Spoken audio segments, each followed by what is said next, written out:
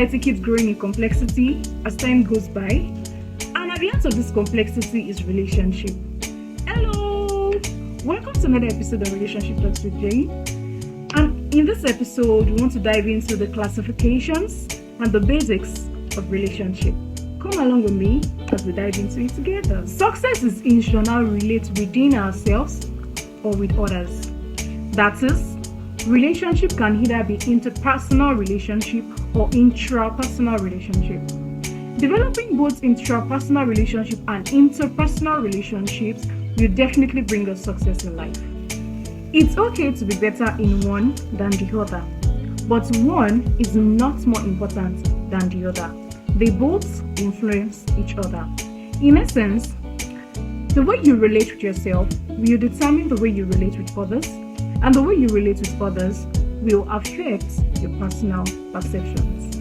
In this episode, we'll be talking about intrapersonal relationship. What then is intrapersonal relationship? Intrapersonal relationship is a relationship with oneself, and this involves thoughts, assessments, contemplations, and feelings that are associated with one's inner communication. There are three basic concepts uniquely associated with intrapersonal relationship. They include the self-concept, our perceptions, and our expectations. The self-concept is the heartbeat of intrapersonal relationship, and this involves one's beliefs, values, and attitudes, and how they play into what is going on around us. Our perception is how we interpret what is happening around us, and our expectations are predictions of what will happen based on our perceptions on what has happened. As regards the three basic concepts of intrapersonal relationship, our perceptions and our expectations are embodied in the self-concept. This, however, takes us to the attributes of the self-concept. The first one is, it embraces the knowledge of one's strengths and weaknesses. The second is, it helps in the acknowledgement of one's personal traits. The third is, it breeds our acceptance of responsibilities.